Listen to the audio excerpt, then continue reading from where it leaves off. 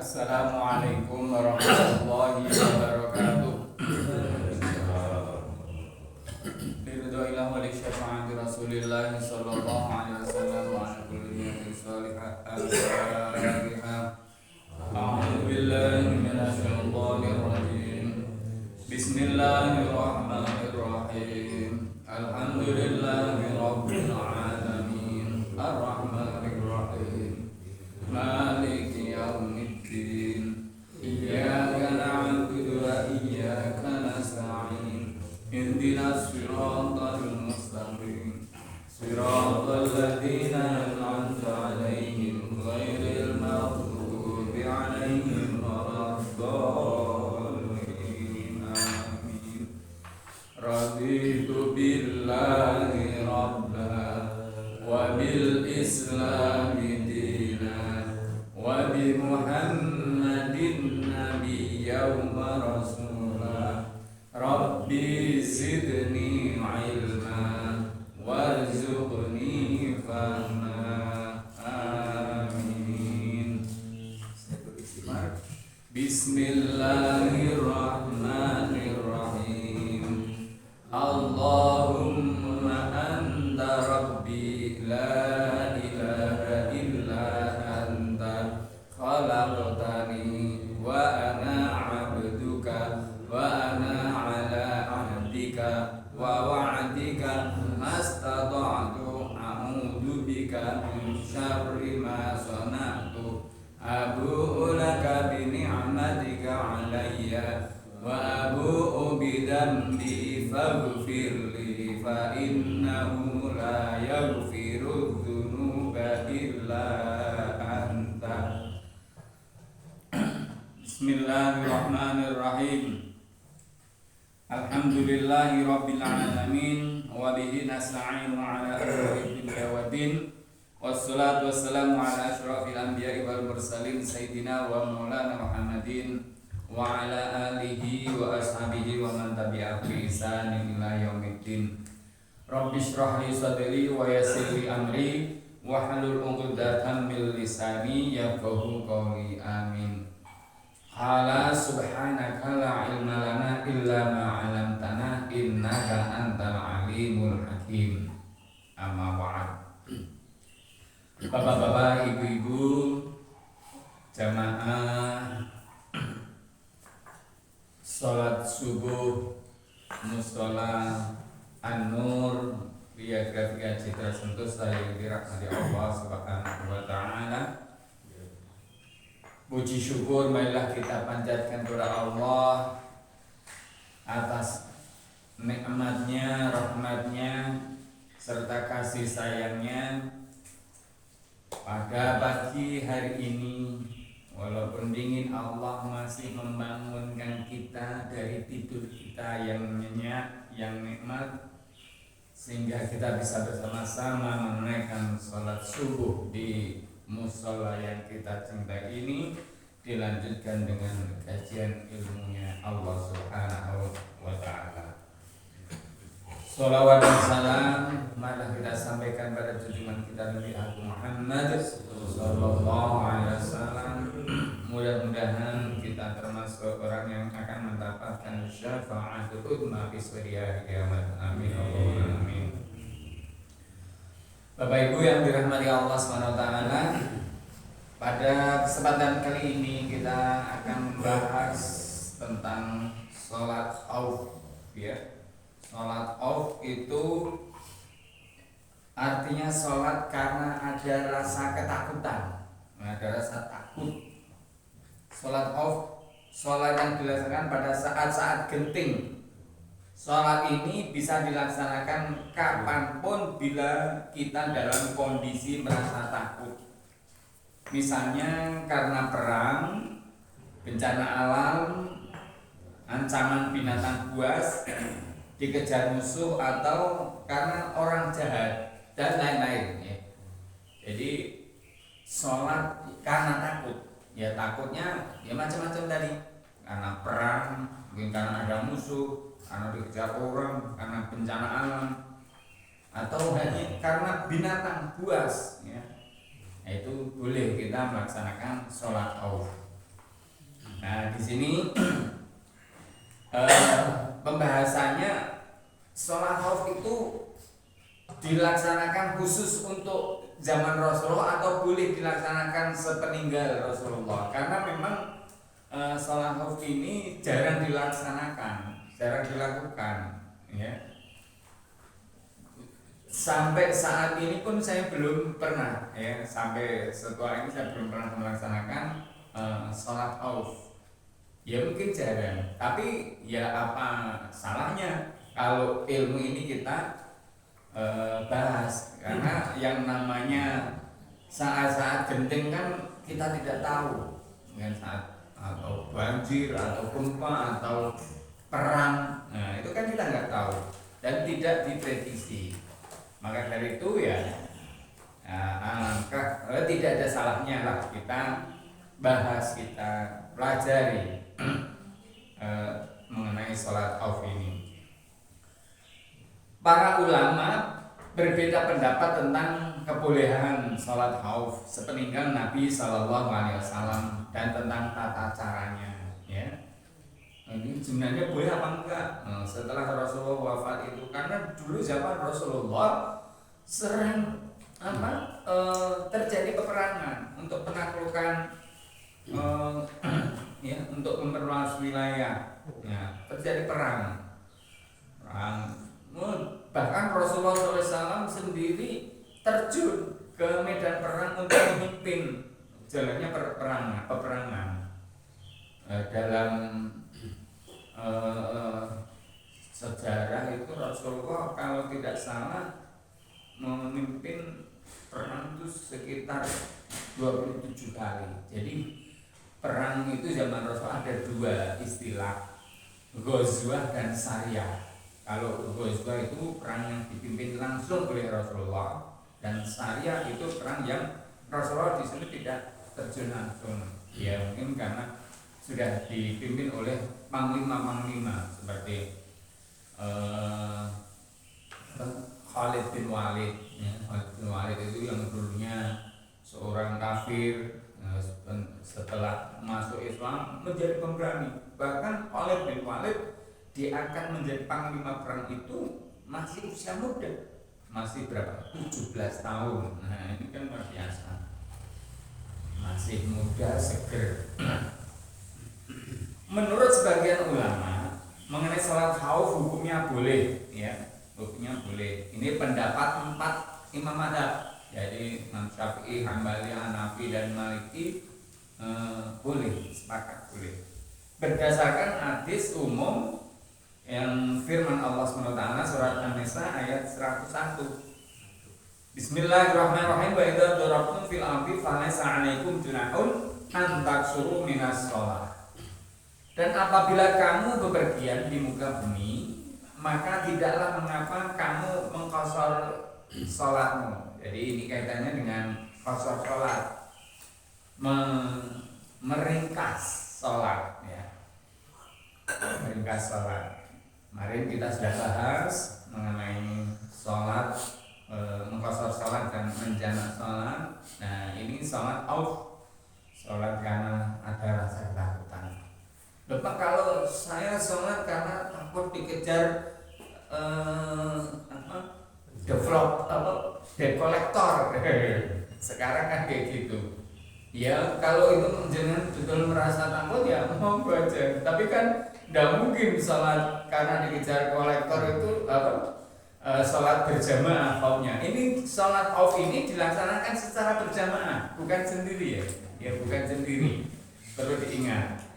Ya. Nah, kalau jenengan takutnya karena cari-cari oleh debt collector, ya nyelinap aja di jamaah yang banyak, kan nggak tahu. Bismillahirrahmanirrahim. Dan juga berdasarkan apa yang pernah dilakukan oleh Nabi Shallallahu Alaihi Wasallam yang kemudian dilanjutkan oleh para khalifah dan para pemimpin Islam sepeninggal beliau, ya. Rasulullah, dan waktu itu kan peperangan masih berlangsung, masih berlanjut walaupun Rasulullah sudah wafat. Ada perang-perang di zaman para sahabat itu kan tetap saat itu pada melaksanakan sholat khauf. Walaupun perang tetap sholat. Kalau sekarang mungkin lupa atau karena wes lali kerja bakti kadang sampai mungkin kerja baktinya berat, akhirnya nggak sholat. Ya ini kan aneh.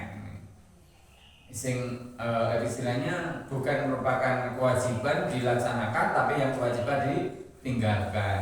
Nah, nanti sholat kan bisa diganti lain waktu, dikodok dan sebagainya. Nah ini ya kalau zaman Rasulullah waktunya sholat ya sholat kayak gitu.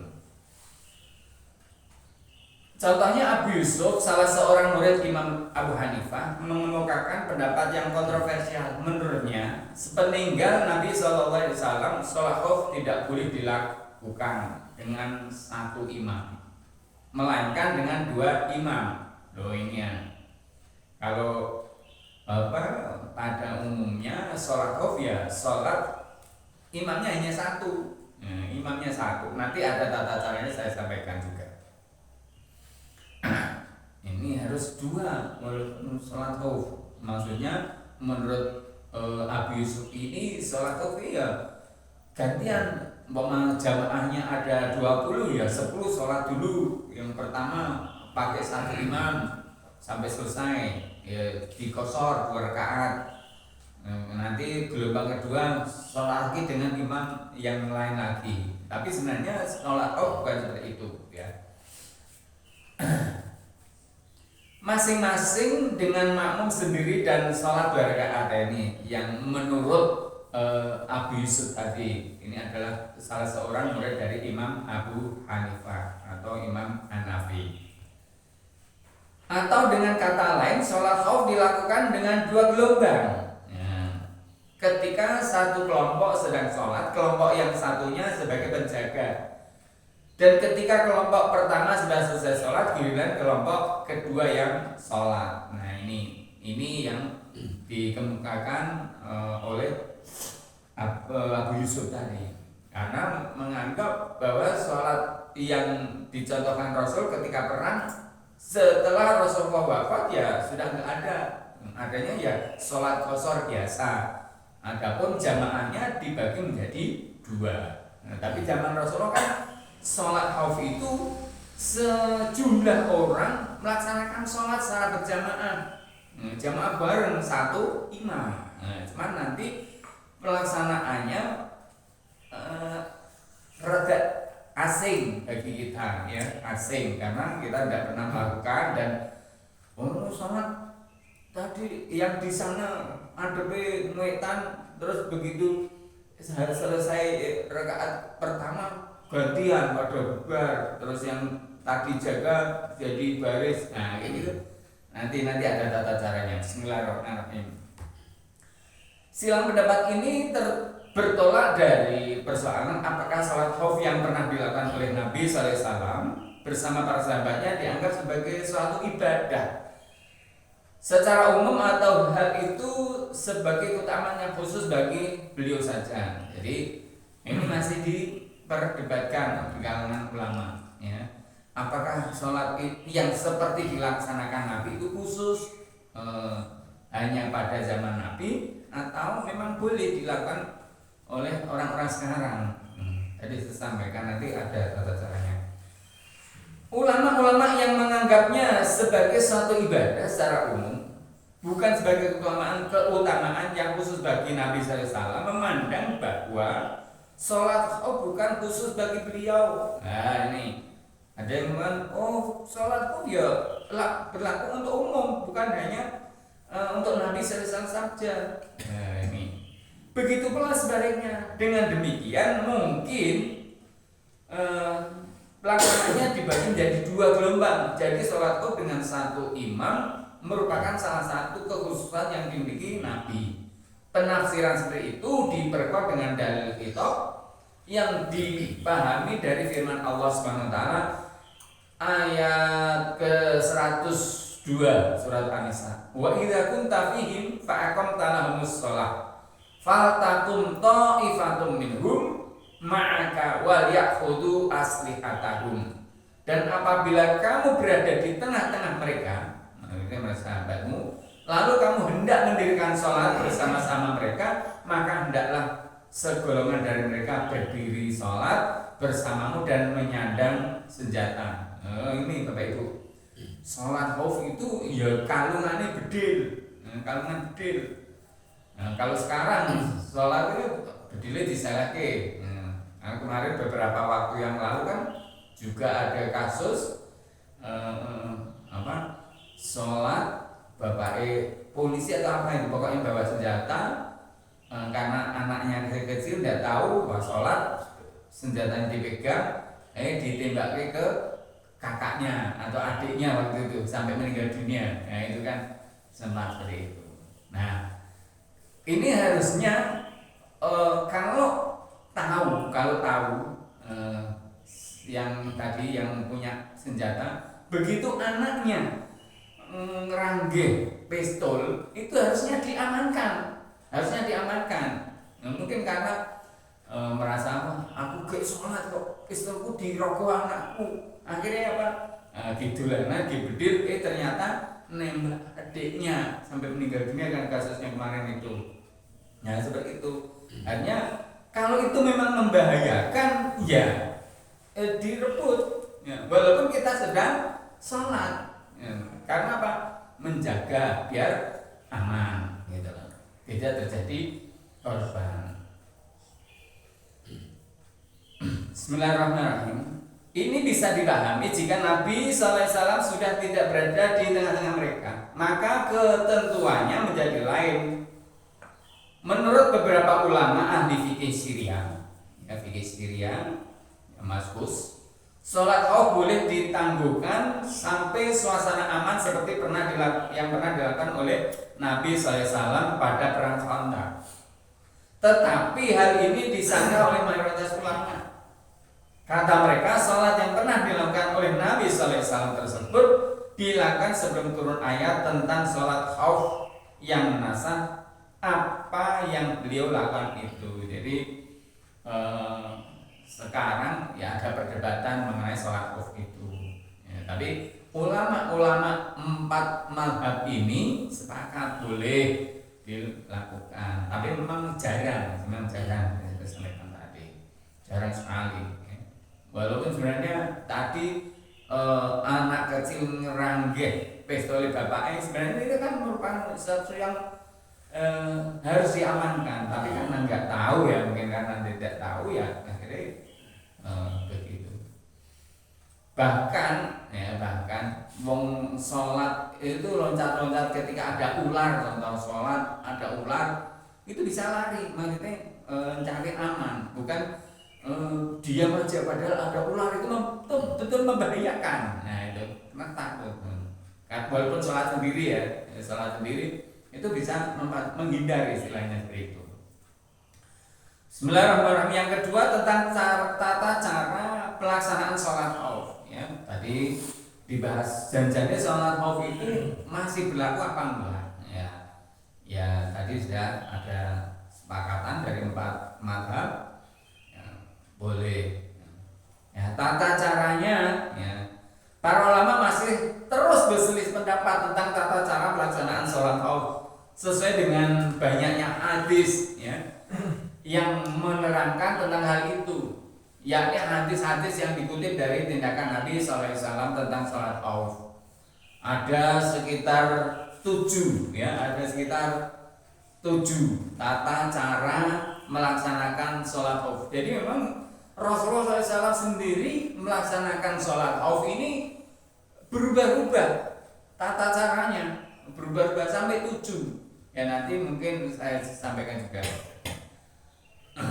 Yang pertama seperti yang dijelaskan dalam hadis yang diriwayatkan oleh Imam Malik dan Muslim, bersumber dari Salih bin Khawat, dari seseorang yang pernah ikut sholat khauf bersama Rasulullah SAW pada perang Dzatur Riqa, yakni satu kelompok dalam posisi berbaris bersama beliau dan kelompok satunya berbaris dalam posisi menghadap ke arah musuh. Nah ini maksudnya tadi umpama orang 20 ini, yang 10 berdiri bersama imam, bersama Rasulullah, ya. Yang 10 lagi yang 10 lagi berkelompok di sana, bencar, menjaga arah. Mungkin yang 3 hadap ke timur, terus tidak di dekat tapi agak menjauh, tidak apa-apa, ya. Yang hadap ke utara, hadap ke selatan. Pokoknya menjaga situasi agar waktu melaksanakan sholat ini betul-betul aman, ya. Jadi memang ini perlu praktek sebenarnya. Tapi daripada ngomong isi kita.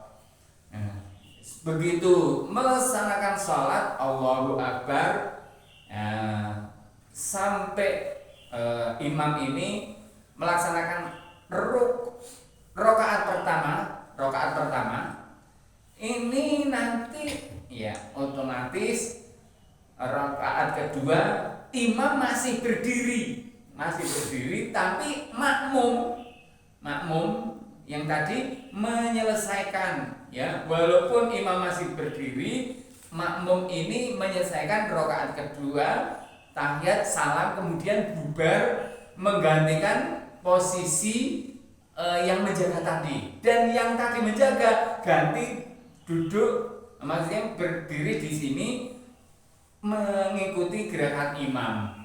Karena imam sudah 1 rakaat tadi, ya berarti rakaat keduanya jamaah yang gelombang 2 ini ikut imam rakaat pertama, dan rakaat keduanya tidak dipandu imam. Ya, imamnya hanya 1 rakaat sampai salam itu masih berhenti, dan nanti salamnya bareng-bareng. Assalamualaikum. Nah, seperti itu. Jadi memang agak rumit, tapi kalau tidak pernah dipraktekkan memang asing, lucu gitu loh. Ini sholat seperti ini. Ya. Tapi ya itu tadi, karena namanya juga sholat khauf, ya, sholat yang karena takut. Nah, ini saya sampaikan juga. Setelah menyelesaikan 1 rakaat bersama kelompok yang pertama, beliau tetap berdiri, ya, Dan setelah kelompok yang pertama ini menyelesaikan sholat mereka sendiri, lalu berpaling menyingkir menghadap ke arah musuh. Giliran kelompok kedua memulai sholat bersama beliau. Setelah 1 rakaat, beliau duduk dan menunggu mereka menyelesaikan sholatnya. Kemudian beliau salam bersama mereka. Hadis ini yang dijadikan dasar oleh Imam Syafi'i. Ini menurut Imam Syafi'i. Jadi saya sampaikan tadi bahwa 1 rakaat yang kelompok pertama, imamnya berhenti berdiri, tetap masih berdiri rakaat keduanya. Tapi yang makmum rukuk sujud sampai selesai salam, kemudian bubar menggantikan posisi yang jaga. Nah, yang jaga tadi gabung dengan imam, kemudian mengikuti takbiratul ihram. Setelah itu imam baru rukuk di rakaat yang kedua, dan diikuti oleh gelombang kedua tadi, jamaah gelombang 2. Begitu imam menunggu tahiyat, makmum yang gelombang kedua tadi berdiri menyelesaikan rakaat yang kedua, dan sampai sujud tahiyat, nanti salamnya bareng-bareng. Ini menurut versi Imam Syafi'i. Yang kedua, menurut Imam Malik meriwayatkan hadis yang senada dari Qasim bin Muhammad dari Soleh bin Khawat secara mauquf, yakni hadis Yazid bin Rauman yang menyatakan bahwa ketika selesai melakukan 1 rakaat dengan kelompok kedua, Rasulullah SAW langsung salam tanpa menunggu sampai mereka menyelesaikan sholatnya. Imam Malik memilih tata cara yang ini. Kalau Imam Syafi'i lebih mengutamakan hadis musnad daripada hadis mauquf. Maka sebaliknya Imam Malik lebih mengutamakan hadis mauquf daripada hadis musnad. Karena hadis mauquf lebih cocok dengan pedoman dasar tentang sholat khauf, yaitu imam tidak usah menunggu kelompok yang kedua sampai mereka menyelesaikan sholatnya. Sebab pada hakikatnya imam itu yang diikuti bukan pengikut. Nah ini ya agak berbeda. Memang tadi saya sampaikan tata cara sholat khauf ini ada 7 ya, berbeda. Ini yang pertama tadi Imam Syafi'i. Ya, yang kedua ini Imam Malik, ya Imam Malik. Ya, yang diriwayatkan oleh Imam Malik ini menurut Imam apa? Ya Imam. Ya, ada tata-tata seperti itu. Dan yang ketiga, ya. Jadi imam itu tidak tergantung makmum. Ya benar juga. Imam itu sebagai panutan daripada makmum. Nah, kayak gitu. Tapi kalau yang kedua kan memang memberi kesempatan, namanya juga sholat khauf. Yang ketiga seperti yang dikemukakan dalam hadis Abu Ubaidah bin Abdullah bin Mas'ud dari ayahnya yang diriwayatkan oleh As-Sauri, beberapa ulama lainnya dan Abu Dawud. Kata Abdullah bin Mas'ud, Rasulullah SAW melakukan sholat khauf dengan cara kelompok pertama sholat bersama beliau 1 rakaat dengan 2 sujud. Sementara kelompok kedua dalam posisi menghadap musuh setelah kelompok pertama menyelesaikan 1 rakaat bersama beliau.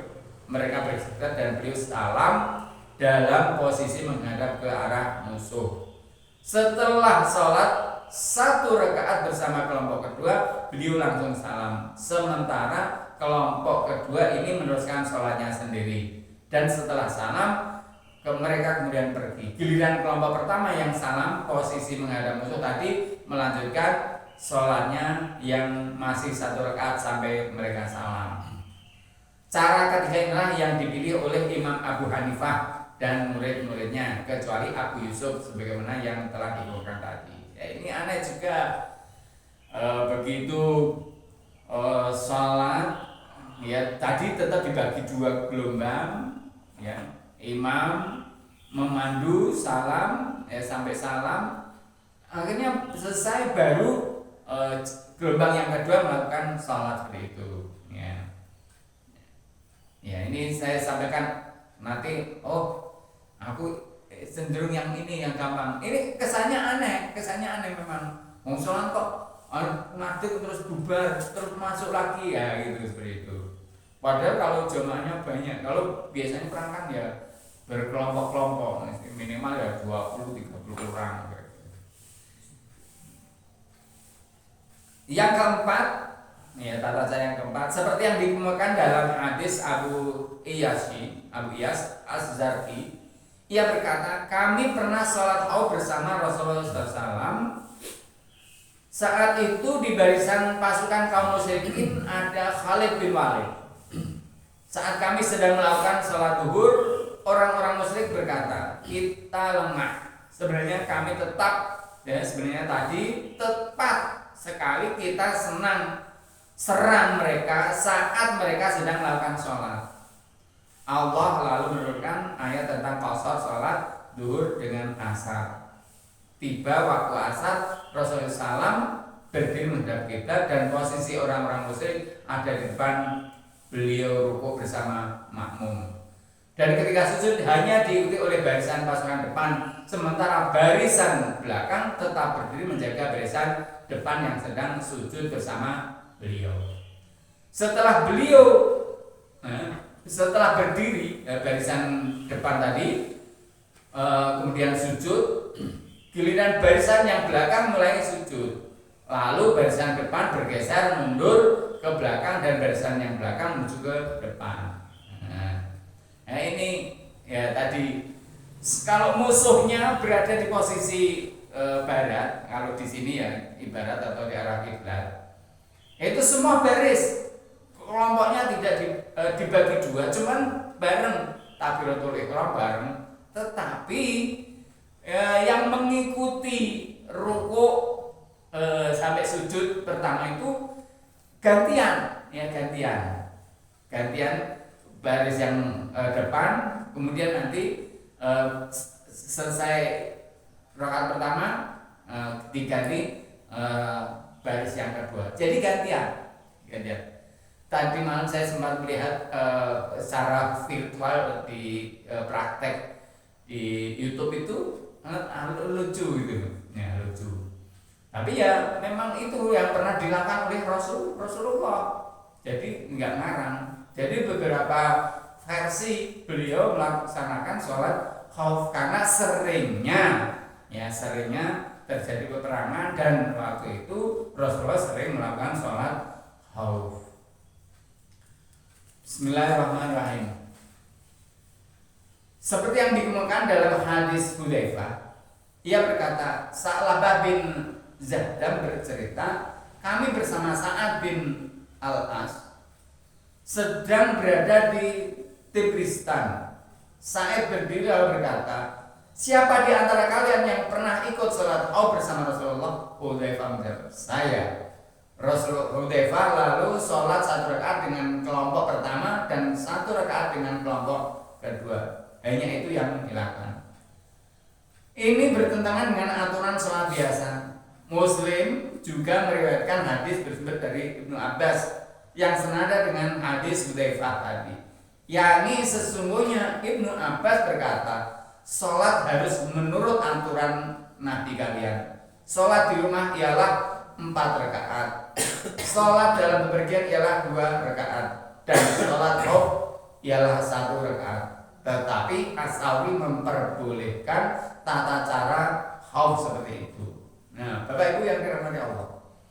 Jadi memang banyak sekali perbedaan. Ya nek sholat khauf ya 2 rakaat sempurna. Nah, kayak gitu. Kalau sholat di rumah maksudnya aman, tidak bepergian. Kalau tapi sholat di rumah maksudnya dalam kondisi tidak bepergian seperti ini, sholatnya sempurna, yaitu 4 rakaat, 4 rakaat, 2 rakaat dan 2 rakaat. Jadi khauf itu identik dengan perang, identik dengan pergi, tidak di rumah maksudnya. Nah itu kan karena ada was-was, ketakutan dan lain sebagainya. Jadi seperti itu yang dilakukan oleh Rasulullah. Seperti yang dikemukakan dalam hadis Abu Bakrah yang ke-6, hadis Jabir tentang tata cara sholat khauf yang juga pernah dilakukan oleh Nabi SAW. Sesungguhnya beliau sholat bersama setiap kelompok dari 2 kelompok yang ada masing-masing 2 rakaat. Inilah yang difatwakan oleh Al-Hasan dan ini menunjukkan ketidaksamaan niat imam dan niat makmum. Karena imam menyempurnakan sholat, sementara makmumnya mengkosornya.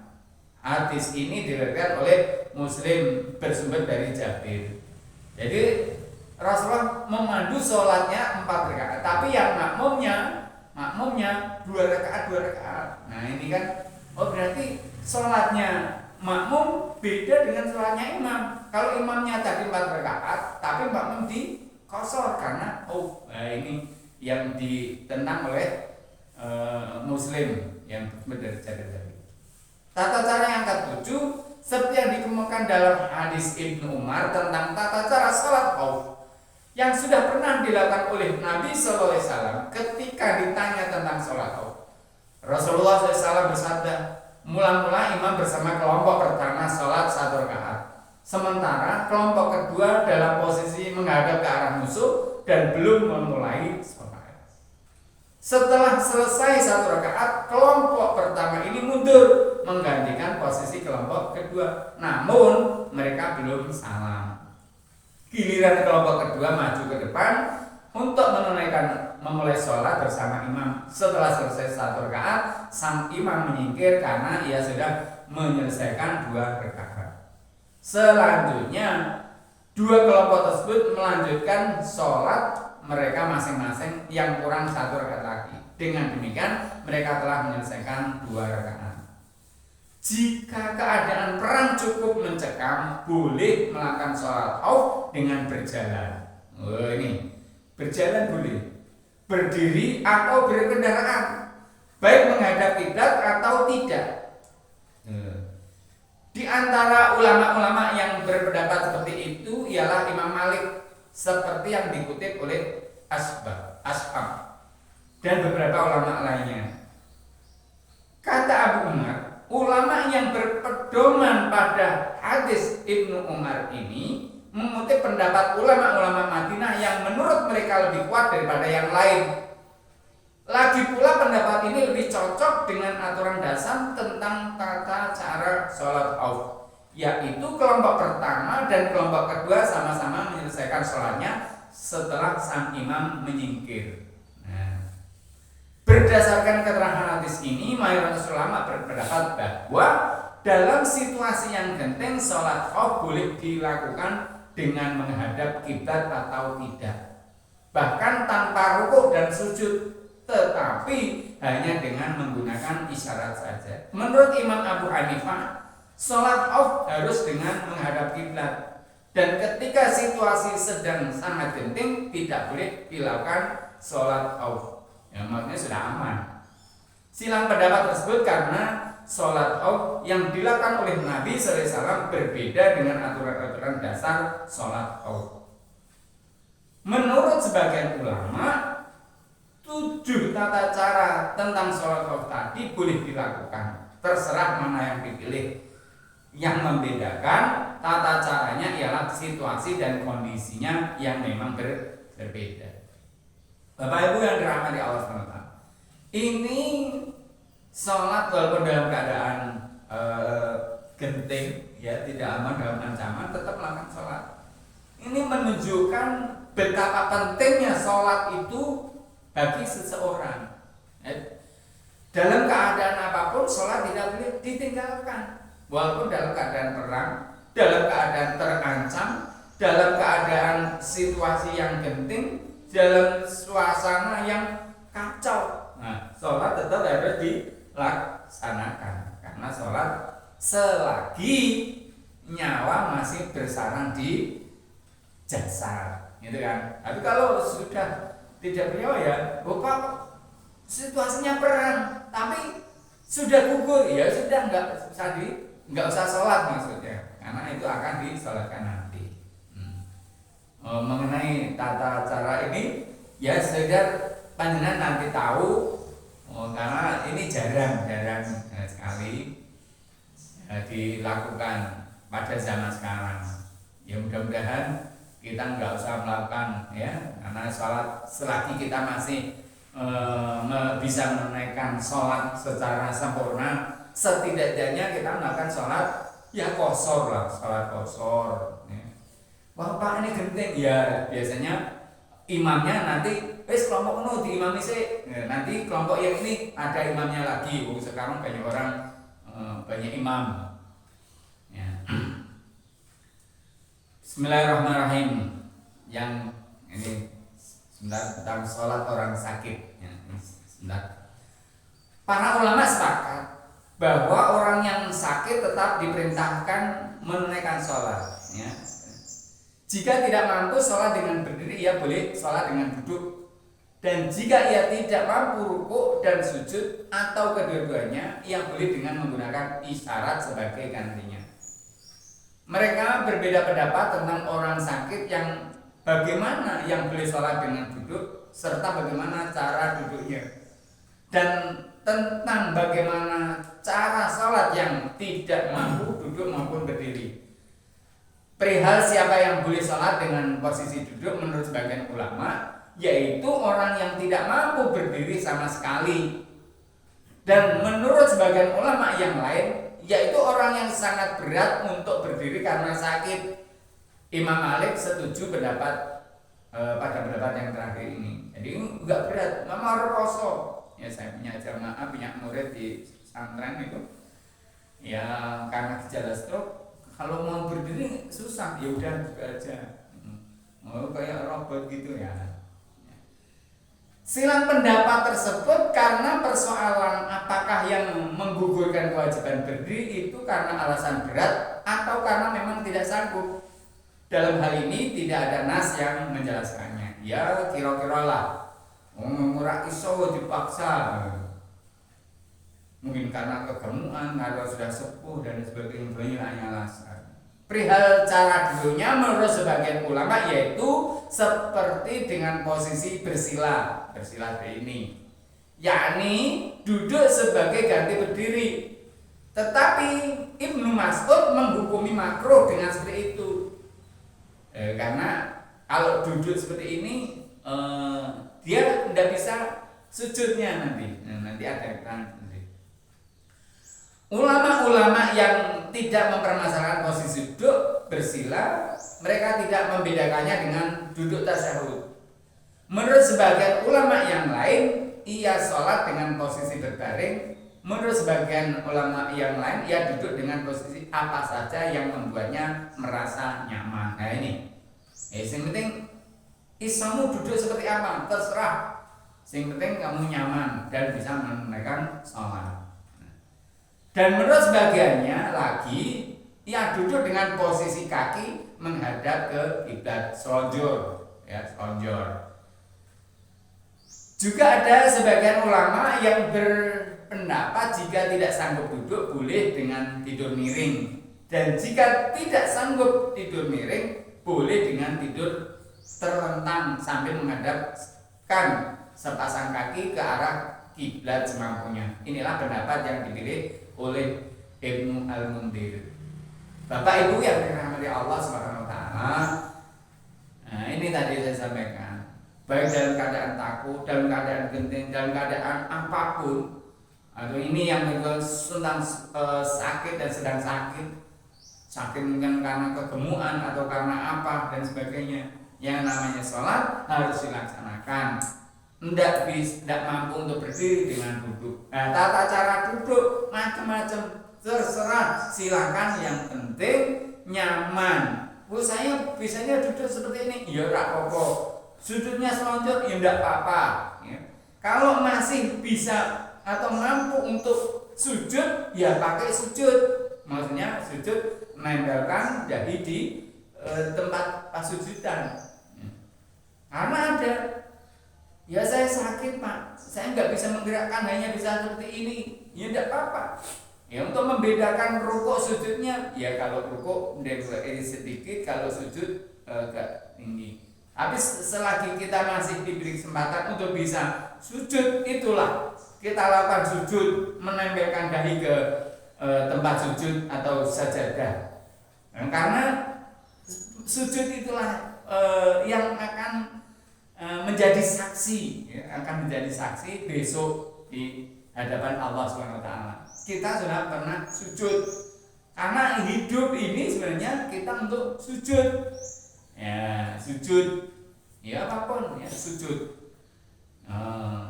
Kalau istirahat, ya istirahatnya mungkin jalan-jalan, ya ini sujud.